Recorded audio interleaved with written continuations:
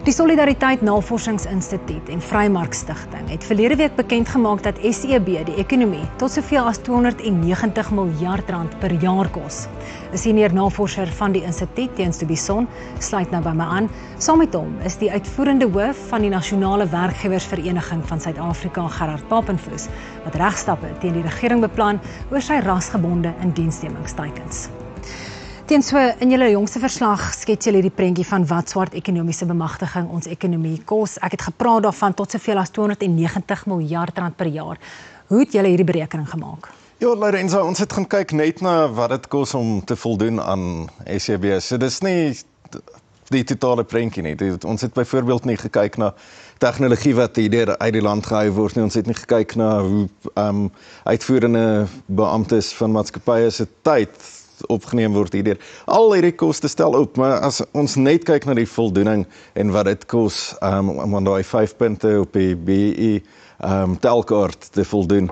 En dis inligting wat vir almal beskikbaar is, so ons het dit van toepassing gaan maak op die breër ekonomie, die hele privaat sektor, en gaan kyk wat dit kos. En ja, toe nou uitgekom daarby dat dit hier in die omgewing van 290 miljard per jaar is, en ons het 'n klein ekonomie, dis tussen 2 en 4% van BBP, wat ons elke jaar weggooi, en nou alles is daarom nou ook nie geld in die water nie, ek meen geld wat aan opleiding spandeer word, en daai tipe goed, het toch op die ou end 'n positiewe impak, maar die feit bly staan, dis geld wat die maatskappy andersins nie sou uitgee nie, en wat hy eerder vir beter doeleindes sou aanwend, want wie weet beter as die maatskappy self wat goed is, want ja, as daai geld nou vermors word, die staat sê basies, jy betaal 27% belasting, wat reeds uitsonderlik hoog is, dan sê hulle my, is nog nie klaar nie, jy moet nog al hierdie lysgoed doen, en dan is daar nie geld oor om besighede uit te brei nie, as besighede nie uitbrei nie, het jy nie ekonomiese groei nie, en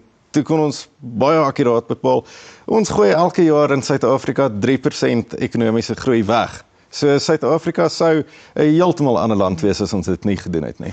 Gerard, as ons praat van swart ekonomiese bemagtiging, dis amper so of hierdie sambreelterm, onder dit val daar 'n klomp goed, een daarvan is hierdie rasgebonde teikens, wat die regering Departement van Arbeid hierdie jaar gepubliseer het. Julle het dit beskryf as die grootste aanslag op sakevryheid. Waarom sê jy so? Jy weet, as 'n man besluit hy word 'n entrepreneur, dan doen hy dit omdat hy in sy aard onafhanklik is, hy wil besluite maak, hy wil sy besigheid groei, hy wil mense aanstel wat hy geskik ag, hy wil vryheid hê. Sy fokus moet wees op dit wat hy doen, die groei van sy besigheid, en nou kom die staat van alle plekke, en hulle sê vir hom, nee, ons gaan vir jou sê hoe jy moet besigheid doen. En ons gaan vir jou sê, kyk, die staat meng nou met alles in. 'n Sosialist moet eintlik nêrens inmeng nie, want hulle weet van niks iets nie. Maar nou kom hulle gaan so ver om vir 'n maatskappy te sê, ons gaan vir jou sê, ons gaan jou besigheid met jou op 'n spreadsheet sit. Dan moet jy dit indeel in swart mense, kleerlinge, Indiërs, wites, en persone met gestremdhede. Dan moet jy daai groeperinge meng met mans en vrouens, en ons sal vir jou sê hoeveel van elkeen moet jy. Jy moet 'n doktersgraad hê in spreadsheets. En dit is wat jy nou moet doen. En as jy afwyk van enige van hierdie goed, dis nou na 5 jaar, dan gaan 'n staatsamptenaar, 'n inspekteur, vir jou sê dat jou redes hoekom jy afgewyk het, goed genoeg of nie goed genoeg is nie. En dan kan ons jou hof toe vat, sê die staat, en ons kan jou beboet met 10% van jou omset. Nou, weet jy wat die vlak van onnozelheid, wat dit, vir iemand wat dit uitdink, is verstommend. Mense moet eintlik 'n breinondersoek doen. Hoe dink jy, gaan jy dit doen? Dis onmoontlik. Maar die feit is, die skade aan besigheid, want besigheid leef nou onder hierdie wolk. So, aan die een kant kan jy beboet word tot so 'n mate, as jy 'n maatskappy 10% van sy turnover beboet, maak baie toe, hulle kan dit nie doen nie. Maar, die ander kant, as jy dit doen, pleeg jy ekonomiese selfmoord. Jy kan dit nie doen nie. So, wat sê ons vir besigheid? Wat doen ons nou? Ons sê nommer 1, ons gaan na hof toe. Ons gaan bring 'n dringende aansoek, want hulle in hulle konsultasie, ek wil net vir jou een voorbeeld gebruik met die konsultasie wat nou hulle gedoen het. Hulle het byvoorbeeld nou met industrie binne 2 weke gekonsulteer. Die vervaardigingssektor bestaan uit 16 subsektore, die motorbedryf, die staalbedryf, die chemiese bevaardiging, die klerevervaardiging ensovoort, maar 16. Hulle het 'n uur en 'n half met al 16 spandeer, 'n uur en 'n half, waarvan hulle 'n uur vir die ouens verduidelik het wat hulle doen, en toe het hulle met die industrie 'n halfuur gekonsulteer. Nou ons gaan hof toe om te sê dis nonsens. Die feit is, die tweede ding is wat ons vir besigheid sê is, julle gaan dit nie doen nie. Ons kan dit nie doen nie, gaan dit nie doen nie. En nou sê ek dit nou hier, hulle gaan dit iewers teen my hou. Ek sê begin sommer by my, gaan dit nie doen nie. Nommer 1 gaan hulle vir my vra, ek moet my personeel in terme van ras klassifiseer. Vir my, die CEO. Ek sê, gaan dit nie doen nie. Ek gaan nie mense gevolge ras klassifiseer nie. En ons gaan hulle in die howe beklei. Hulle moet hulle regmaak, soos ek vir hulle sê, hulle sal nuwe storehouses moet hou vir al die leers. Teens Gerard praat hier van sektore wat geraak word. In julle verslag is daar ook sekere sektore wat veral hierdeur getref word. Wat het julle gevind? Ja, nee, dis basies hoe meer arbeidsintensieve industrie so erger word hy geraak deur hierdie quotas.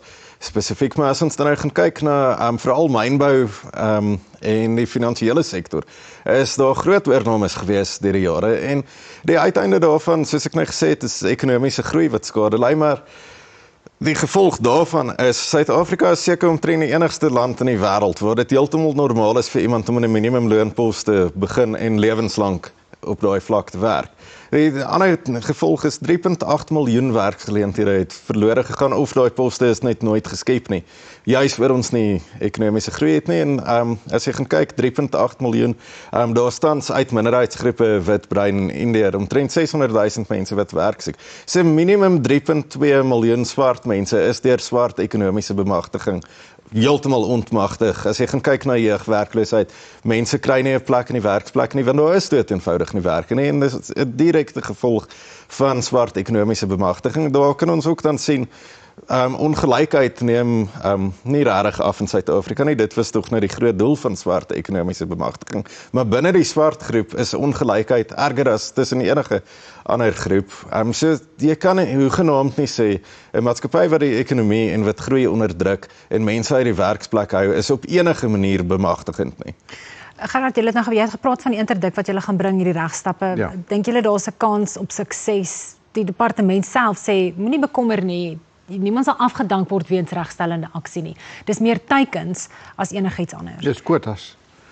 Dis quotas. As jy vir 'n ou sê, jy moet 'n sekere hoeveelheid van mense in poste hê, en jy kan net daarvan afwyk, as jy 'n staatsamptenaar, 'n arbeidsinspekteur oortuig dat jou redes voldoende is, as jy nie dit kan doen nie, dan kan jy beboet word. Dan sit 'n quota. Dis nie 'n teiken nie. 'n Teiken is alteraai.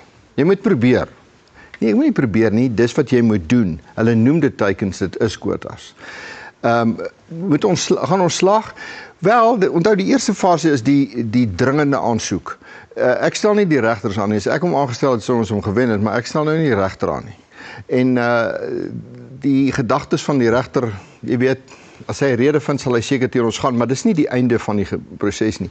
Hier gaan soveel litigasie wees. Want as ons hier verloor, gaan ons aan, want daar is nog die grondwetlike saak oor, kan die regering op die mate inmeng? Kan die regering rasmaatreëls afdoen? Kan die regering, maar die eerste ding staan op val, ek moet my mense klassifiseer. Nou, ek gaan nie, want daar is nie 'n rasklassifikasie-wet nie. So, hoe gaan hulle my maak dit doen? So, ek gaan ook vir ander besighede sê, moet dit nie doen nie. Kom ons beklei hierdie ding, loopgraaf tot loopgraaf. So, as ons nie slaag nie, dan gaan ons na die volgende stap toe. Hierdie ding gaan oor tyd onwerkbaar wees, want wat die staat hier aanpak is onmoontlik. Hoe wil hulle, man, hulle kan nie 'n pothou regmaak nie. Nou wil julle vir my sê, ons gaan vir jou vertel wie jy in poste moet aanstel in jou maatskappy. En jy sê vir 'n ou hoe hy moet aanstel, kategorieë, kleure en dan op grond van geslag. En as dit nie werk nie, wie vat die risiko? Ek moet net weer vra, jy weet, daar is nou vanuit baie oorde teenkanting teen swart ekonomiese bemagtiging. Daar's voel amper asof al 'n bietjie van 'n momentum opbou en kritici wat besef na 30 jaar het dit nie gewerk nie, maar die president en die regering lyk tog of hulle nie gaan afstand doen hiervan nie. Wat sê jy vir lede van ons regering wat sê dis nodig om die geskiedenis reg te stel om seker te maak dat ons, soos jy nou ook vroeër na verwys het, swart mense ophef?